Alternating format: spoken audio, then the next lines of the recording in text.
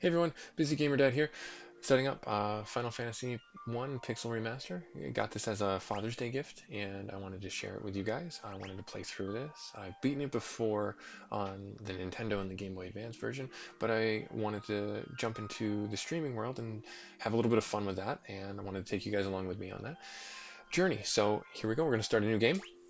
I'm gonna keep the party the same. Gonna have the warrior, thief, the white mage, and the black mage.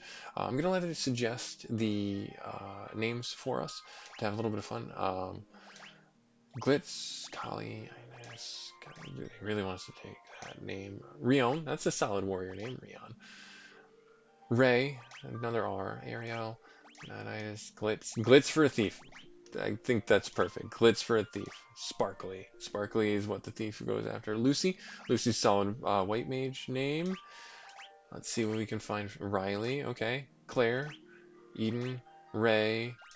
Raiko. Seren. Okay. Andy.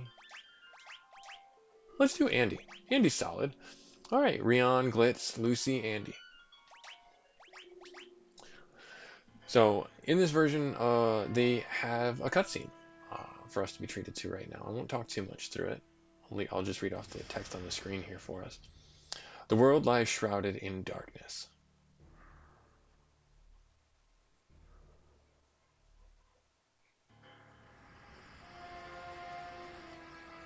I do like the inclusion of the cutscene. It gives good uh, theatrical context for things. The wind dies. And what's going on in this world? Because you didn't have that if you didn't read the manual when you first played these games on the Nintendo, because they just couldn't program this stuff for that system. The seas rage, and by now in today's uh, pop culture references, everybody knows what Final Fantasies were about back in the day.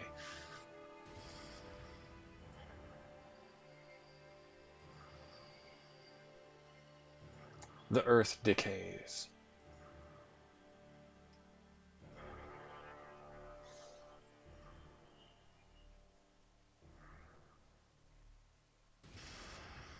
But the people believe in a prophecy, patiently awaiting its fulfillment.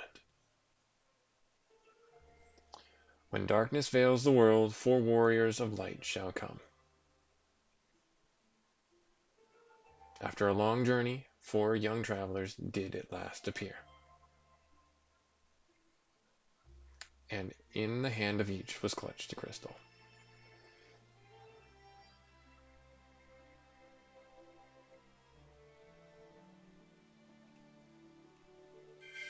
Ta-da! Yeah, that's great. That was an awesome opener. Very simple, very straightforward. Lets you know what you're doing, or lets you know what's going on in the world. We're gonna run up here, Cornelia Castle. I know exactly where to go. Talk to the king. The king is searching for the prophesized warriors of light. Those crystals. You must see the king at once. Welcome, travelers. I am told you carry crystals. Is this true? Da, da, da, da. It's just as Lucan's prophecy foretold. When darkness veils the world, 4 warriors of light shall come. Your Majesty, you cannot be certain that these... We cannot be certain that these are the warriors of light foretold by the prophecy. Yet they stand before us with the crystals. I cannot dismiss this as mere coincidence. Crystal bearers, there is a task I would ask of you. Will you rescue my daughter Sarah? Garland, a knight once in His Majesty's service, has abducted Princess Sarah. I ask for your aid in the name of His Majesty, the King of Cornelia. Garland has taken refuge in the castle, Chaos Shrine, which lies to our north. Of course, we did attempt to save the princess ourselves, but Garland is the finest swordsman in the kingdom. We have none who could match him.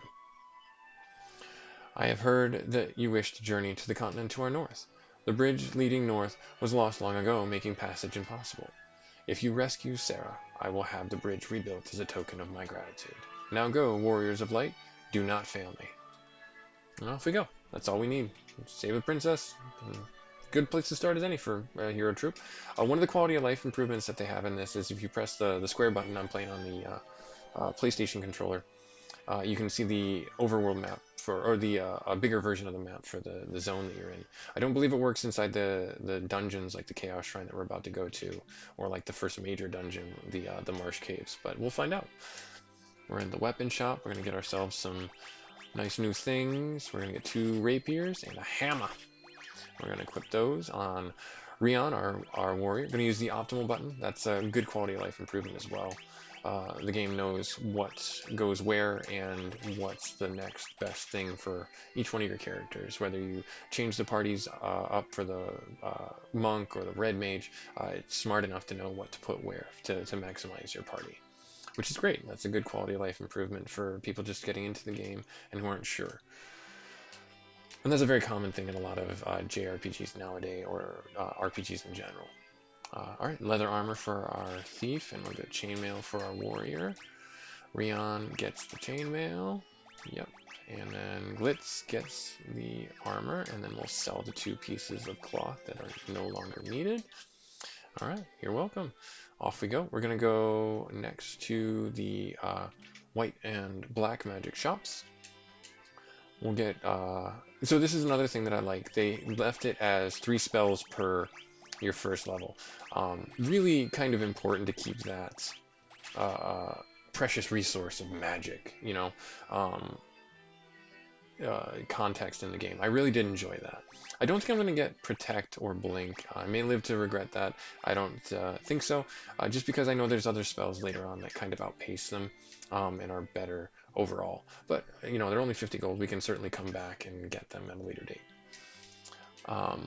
Fire, solid point for that. Thunder there, and sleep. Sleep, it's useful. It has its uses. It may not affect all the people that you're fighting against, but even just affecting 2 or 3 will really help out damage mitigation wise. All right, so off we go to get our potions. So I'm going to get two potions, and I'm going to get an antidote. Heals and Pures is what I remember them being called. Heals and Pures. Pures were for antidotes, and heals were for potions.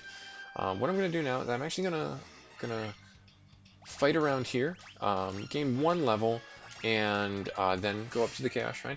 And plus, we get to hear this banging fighting music. It's awesome. This is just checking so many boxes for my nostalgia bone right now. It's just awesome. Yeah, checking boxes for your bones. You want to make sure you have all your bones in your body. It's very important.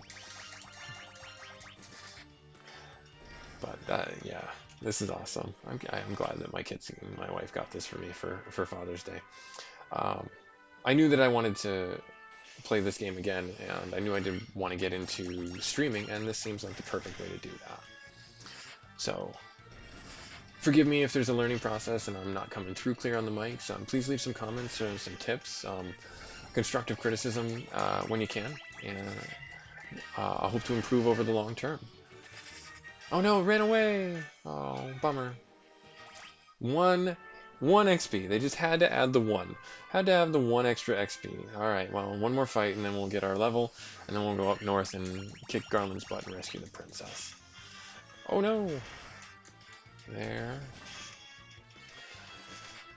I just know that there's a couple of baddies inside the Chaos Shrine that can really ruin your day if you're not careful. First level up, nearly okay. So, yep, it's 60 HP, 1 strength, 54 HP, 1 strength, 1 luck, 58 HP, 1 intelligence, and 1 HP for fucking for just ridiculous sake, I guess. Alright, fair enough. That's not what we needed, but it's what we got, so we'll just make peace with that. Another thing I'm doing is I'm pressing square, or circle, and I'm doing the sprint command. A good quality of life improvement for when you want to get through the towns fast, or the dungeons faster. I'm on the fence if that's like a good quality of life entirely, or if it's, you know, you can obviously not do it if you're a purist and you just want to walk around the dungeons at normal pace. But it remains to be seen.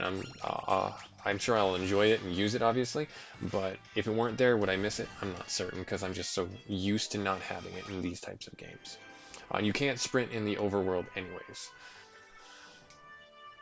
So, short little walk up here. Oh, crazy pony. Crazy horse. Alright. Riding on that crazy horse. I know that this is one of those said monsters that, like I said, can ruin your day, especially for your casters. They can hit pretty hard. And if you're not careful, they will 2-tap your casters, and that's why I got the potions. You know, if he only got a little bit more HP during that level up, maybe it would work out better, but... Alright, we'll get ourselves through here, get a few bits and bobs of loot, hopefully. The blue wolves were always a bit of a challenge just because they have more life. See, 3 people attacked it. Probably has, I think it's like 75 hit points, somewhere in that range. It took all 4 of them to get rid of it. And with this many smaller wolves, if they focus on any one particular caster, they are just chewed up. There's nothing you can do about it. You're not strong enough to withstand that just yet. And for the most part, the pacing in this game was pretty okay. There were some sections in the game where the level spike dramatically increased, and if you weren't paying attention, you could definitely lose rather quickly. So lessons learned from that. That's why I'm always more of a cautious RPG player than more engaging RPG player, just to have that sit back and wait kind of mentality. So we'll clear these wolves up. We'll get another level up. That's hopefully going to be huge for our black mage to get a little bit more HP. Rion, good grip of HP, agility and stamina, good. Only 2 for Glitz, our thief. That's okay. Strength and agility. Lucy's got 3 HP and agility and stamina, and then, darn it, well, agility, so maybe they can dodge, but this is why we also have our potions. And what I'm going to do is I'm actually going to cast our first spell, Cure, and there we go. What's in here? Leather cap, awesome. Okay, we'll equip that on our warrior, not that they need any more defense, but just to have them charge headlong into combat. Oh, zombies. These are a good candidate for Dia.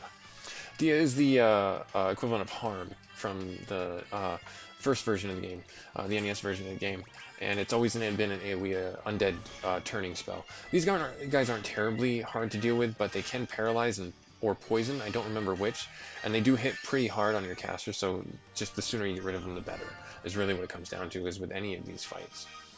Alright, well, and they are always good to have a little bit of XP. Oh, breaks 100, 115, strength, luck. Good job, Rion. Okay, 80. Yep, 1 to strength, 1 in intellect, 1 to luck. 3 again. Lucy's got strength there. Finally, a good amount of HP. Good, and 1 point in intellect. Yeah, that's awesome. Okay, what do I want to do here? I actually am going to use my last... No. I will hold on to it. And I think what we're going to do is we're going to sprint up here. I may regret it. Preemptive strike. So we're actually going to run away from this fight. I do not... Well... It's preemptive strike. I hate to waste it. Let's see what happens. Cast our first fire spell. Get rid of this werewolf. Oh, no, didn't even need it. Awesome. Werewolves can poison in this game. I believe they kept that, or I don't know if it's because they didn't have curse in this game back in the day, and they just left everything as like poison being the most universal status effect. That was the reason why, because I thought that they would be able to drop us some curatives. So we'll put that on our black mage. Run up here. What's in here? Monsters! That's what's in here. Oh, not a terrible fight. We'll have you fight there and there. And you fight there, and you both fight there. So one of the things that they did as a quality of life improvement for RPGs in general is they had a more... that's what I'm looking for. A better combat system in the sense that you could... instead of, like, so here I'll just attack the Goblin Guard. Once the Goblin Guard was down, the original NES version, you had to know what the HP of the enemy was, because if you didn't, and you attacked had everyone attack the same enemy, it would prove ineffective. So you had to have some investment and engagement in what the game was going on about with the hit points that were left on the monsters and what your characters could do. A quality of life improvement that RPGs took going forward was that the auto-targeting to the next target in the queue after that initial target fell. So I liked it in Final Fantasy 1. I can certainly see why they changed it in any given RPG going forward. Alright, level up. Only 5 HP, stamina and intellect for our warrior, which is great, and then 2, and stamina and luck for Glitz. Lucy's got 3 HP, consistent with the 3s, that's okay. And then agility, intellect, and luck, great. And 1, and no stat bonuses for Andy. I'm gonna have to get Andy a book or something. I don't know, or maybe like one of those, I don't know, something to work out his muscles. Oh, a tent, that's awesome. That's huge. So what I'm going to do now is I'm going to actually use that potion that we got on our white mage, and then I am just going to sprint our way out of here. And hopefully we don't get into a too crazy of a fight. Skeletons aren't terrible. We can fight these guys pretty easy. Yep, see? Told you, pretty easy. 6 experience, they're not worth that much. And then we're going to get ourselves out of here and use that tent before we fight Garland. Preemptive strike against the creep. These are one of the monsters I was talking about that could really just kind of one-shot or two-shot your casters if they happen to have 2 or 3 in the combat that you're fighting. They just had a really strong melee strike that would just chew up your casters if you weren't careful. So we'll get ourselves out of here right now. And we'll rest up. Items, use tent.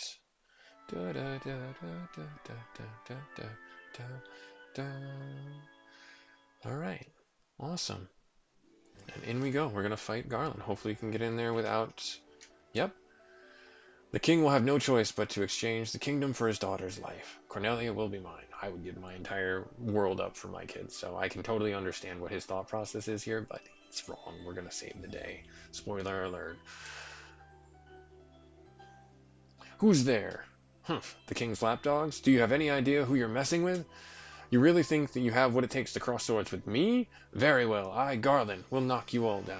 So this, for me, was a very nostalgia line when I first played through this several years ago, and even when I first played through it, because I saw this line so many times. We had a crappy NES cartridge, and I don't know if anyone else struggled with this, but we would constantly lose our saves, and we would have to redo games over and over and over again because the cartridges were just horrible at retaining your save data. And so we had to replay this over and over and over again. We would see this constant dialogue box, or this dialogue box constantly. So I don't know if anyone else can echo that sentiment or not, but seeing it now just brought back that memory. All right, so we're gonna have Rion and Glitz attack, and he's not undead, so we're gonna have Lucy attack as well. But we can cast spells on him in our tents, healed our MP, so or our number of casts. I'll call it MP, but I'm not certain what else to call it. Number of casts. Thunder, I believe, is what he's weak to, but that could also be a wrong statement. Let's see. Let's see if he lives 2 rounds. So that was 39 damage, I believe. 40. Okay, so 40. Maybe he's weak against fire. I learned something new today. People hate fire. They don't want to get burned. I mean, I personally don't want to get burned, but I also don't want to get zapped by lightning. Oh, and he's gone. It's a relatively quick fight. I don't remember it being so easy before. Maybe it's just because I'm smarter. We'll leave you to decide that. Now we're gonna rescue the princess, save the day. This is nice. This is a good addition, spreading the party out and having a talk with her. You've come to rescue me. I'm Sarah, Princess of Cornelia. Words could never be enough to thank you. It's the first time anyone's ever defeated Garland. You must allow me to show my gratitude. Please accompany me back to Castle Cornelia. And then, are we going to get instantly teleported? Do we have to walk? Can I hitchhike? Maybe? Okay, good. Instantly teleported. Okay. Thank you for returning my daughter to my side. There can be no doubt that you are the warriors of light from Lucan's prophecy. You should hear the prophecy in its entirety. Ahem, if I may. When darkness veils the world, 4 warriors of light shall come. If they cannot gather the shards of light, the darkness will consume all. The 4 crystals will never shine again. Now I hear that a crystal can be found on the continent to our north. Restoring light to the crystals is our only hope of ridding the world of the monsters that plague it. I will have the bridge rebuilt, as I promised. I pray that you succeed in restoring light to the 4 crystals and to the world. Hooray, we did a thing! We saved the girls! Yay, we're so awesome! Hooray! Alright, you got anything else to say to us? Oh, this loot has been entrusted to the princesses of Cornelia for many generations. When he abducted me, Garland took this loot as well. If you want, I want you to have it. It may aid you on your journey. Yeah, play a little music while you're walking on the road. Perfectly okay. It's our first key item, actually, I believe. Yep. Nice. What do you have to say? The dancing girl in town knows many odd bits of information. I'm not sure why the Chancellor knows that she knows odd bits of information. We'll leave that there. If you find yourself astray, try talking to her. She may know something that will put you back on course. Okay, so they gave the dancing girl the job of steering our party should we forget we're the warriors of light and we have to save the world. Okay, everybody's got to have a job.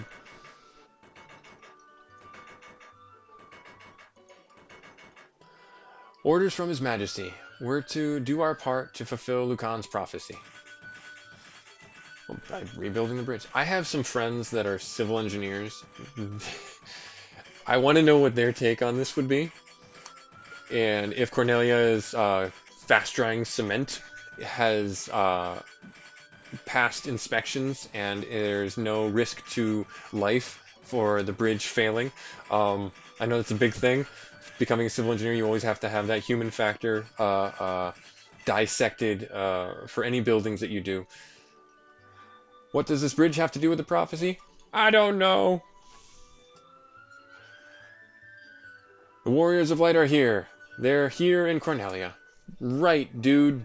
We're here. Oh, so let's go take a walk across a bridge. See if this collapses under the warrior. Oh, let's go fight a wolf that's guarding the bridge, evidently. This solitary wolf that has a death wish. Well, they didn't even heal us. That's no fair. We saved the day and they didn't even give us a heal. That's rude. Alright, well, they did build us a bridge. Bygones. They built us a bridge. Oh, man. They kept the cutscene in here. That's what I was worried about, is they might change this up a little bit. It seems to be pretty done true to what I remember it being. There used to be a dialogue box in the corner there, and the text would scroll through the dialogue box. But this is more like Star Wars-esque, where it comes from the bottom and floats through the top. So their quest began. As the 4 warriors of light, they felt overwhelmed by the great task destiny had placed before them. They did not even know the true significance of the 4 crystals they held in their hands. The crystals that once, long ago, held a light that shone so brightly, so brilliantly. The time for their journey had come. The time to cast off the veil of darkness and bring the world once more into light. So I liked this storyline for the Final Fantasy series because you could insert yourself into any one of the characters in your party. If you identified as the warrior, or the black mage, or the white mage, or thief, monk, red mage, you could make it so that they were your name. They were someone you knew. Make a party of all your friends. And that was kind of what really drew me to the Final Fantasy series when I first started playing these types of games way back. And I'm glad that you guys have stopped in to see this, and hopefully you stick around for the whole playthrough on the whole series. I can't wait to get through this and take you guys along with me. So I'm going to stop recording here. The only thing I might do is I'll step back into Cornelia, take a rest at the inn, and then we'll set off to the next town. I believe it's Provoca is the next town, if memory serves. But we get a boat, so spoiler alert. All right. Thanks everybody for stopping by. Hope to see you in the next one. Bye.